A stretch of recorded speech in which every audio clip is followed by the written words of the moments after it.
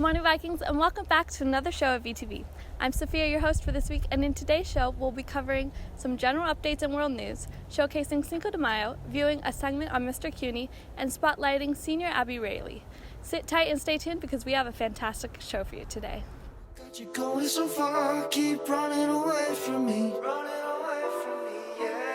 You said you know who you are, you keep it so sweet. Are you recording? All right.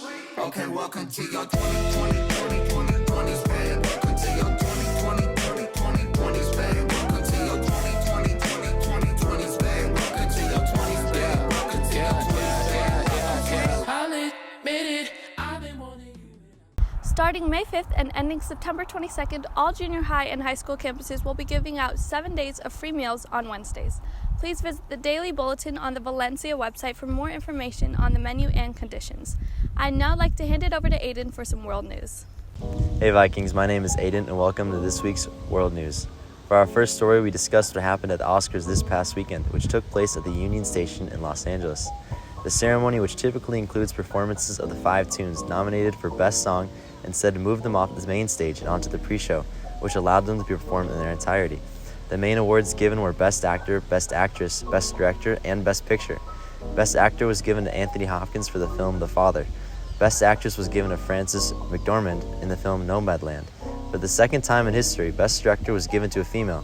This director's name was Chloe Zhao. She won for her film Nomadland, which also won Best Picture. For our second story, we will be talking about the COVID-19 vaccination site at Disneyland, which will be closing as the theme park reopens.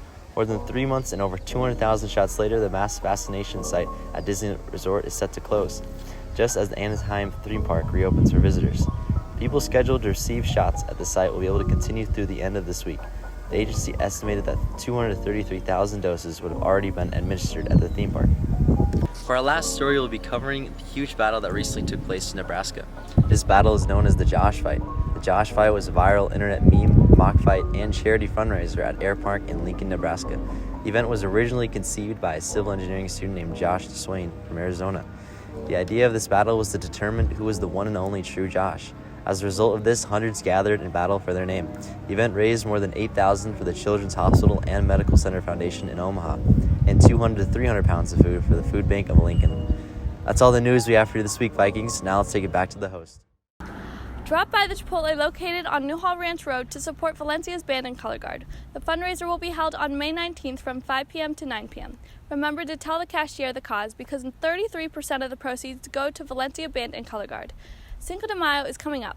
Here's Kiana to share a little bit about the history of the holiday. Good morning, Vikings. I'm Kiana Panisi. As you know, next week is Cinco de Mayo, but since we'll be not having a show that week, we'd like to inform you about the history behind this holiday, as well as the traditions celebrated. Many mistake Cinco de Mayo as the day Mexicans gained their independence. However, it was created in order to commemorate the Battle of Puebla. In 1861, Benito Juarez was elected president of Mexico. At the time, the country was in financial ruin after years of internal disunity, thus forcing the president to default debt payments due to European governments. In response, France, Britain, and Spain sent naval forces to Veracruz, Mexico, demanding repayment. Britain and Spain withdrew their troops. However, France, ruled by Napoleon III, used this enforcement as an opportunity to carve out an entire empire out of the Mexican territory. Late in 1861, a well-armed French fleet stormed Veracruz, forcing President Juarez and his government to fall back and retreat. 6,000 French troops were then sent under the General Charles Latreille de Lorenz's command to attack Puebla de Los Angeles. While Juarez rounded up a force of 2,000 loyal men and sent them to Puebla, the vastly outnumbered and poorly supplied Mexicans, led by General Ignacio Zaragoza, prepared for a valiant defense. On May 5, 1862, Lorenz gathered his heavily armed troops and led an assault against the town of Puebla. But the people of Puebla fought hard and sent the French back to retreat. Although variety only halted the French temporarily, it held immense symbolism for the Mexicans, Latinos, and California. Within Mexico, Cinco de Mayo is primarily celebrated in the state of Puebla, although other parts of the country also take part in the celebration. Traditions include military parades, recreations of the Battle of Puebla, and other festive events. For many Mexicans, however, May 5th is a day like any other. It is not a federal holiday, so offices, banks, and stores remain open.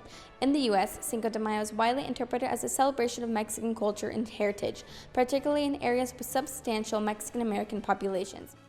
Chicano activists raised awareness of the holiday in the 1960s, in part because they identified with the victory of the indigenous Mexicans such as Juarez over European invaders during the Battle of Puebla.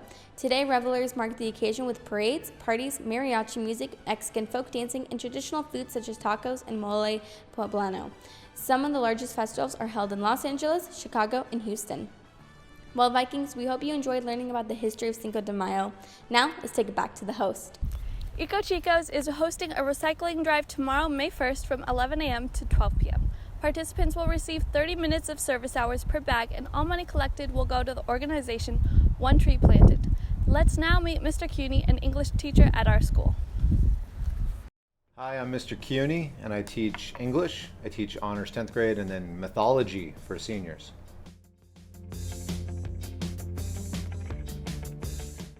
Oh, my favorite part about teaching, that's the students. You know, like every year I get 200 plus new individuals full of potential walking through my door, and get to know them, and you know, we get to dive into really cool concepts and ideas together and discuss. And you know, my goal every day is to blow their minds, and so that's like the goal, and just getting to work with some amazing young people on this campus.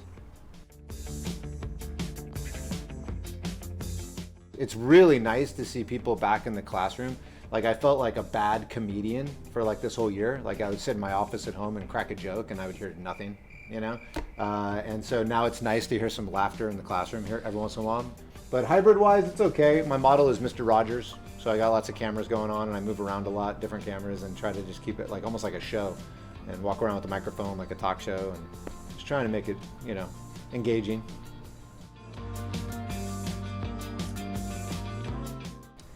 All right, words of advice. Well, you know, I teach mythology. I'm really lucky that I get to teach mythology. It's the best thing to teach. And it's filled with life lessons. And one of the things we're learning about right now is that life is filled with cycles. And things start and things come to an end, and then there is rebirth after. And no matter how hard life gets, and you might want to, you know, the pain of life is real, and you might want to retreat from it for a time, but you got to come back out, and you got to participate in life, and reflect and try to see what you can bring to this world. And that's, you know, enjoy it, enjoy the ride, and know that it's filled with ups and downs. And maybe those down times are actually what teach you the value of the good times.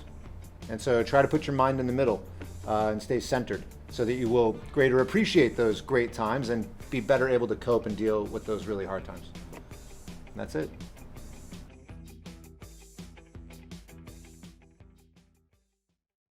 Thanks, Mr. Cuny. Now that we've met a teacher at our school, we'll now be spotlighting a student, senior Abby Raleigh.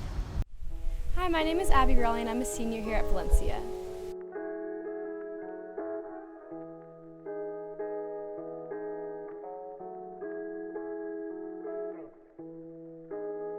Well, in campus, I'm involved in ASB, cheerleading, NHS, CSF, and out of school, I work at Starbucks, and I'm mainly there like every day, so.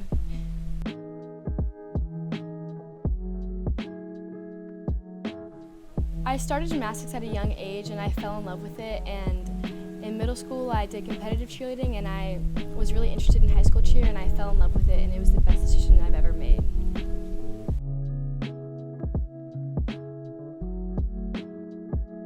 My favorite part of cheerleading is definitely the friendships I've made, the bonds that I will never break. I love looking into the crowd and seeing so many happy faces and seeing all the school spirit. It's definitely my favorite part, and it's something that I love to be involved in.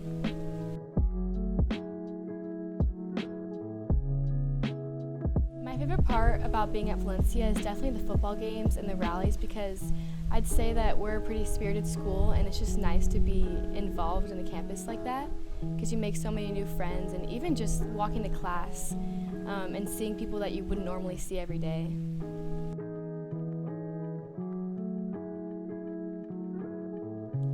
My plans for college is to attend the University of Tennessee, and I'm majoring in business entrepreneurship.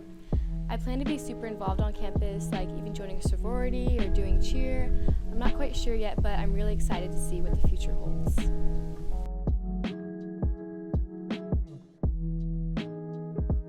My My advice for incoming freshmen would just to soak in every moment, because as cliche as it sounds, I remember seniors telling me that you need to just do everything, and I just think that's the best advice I can give you, is just don't let any moment slip away. Thank you for watching. Bye, Vikings. That's all the news we have for you today, Vikings. Bye.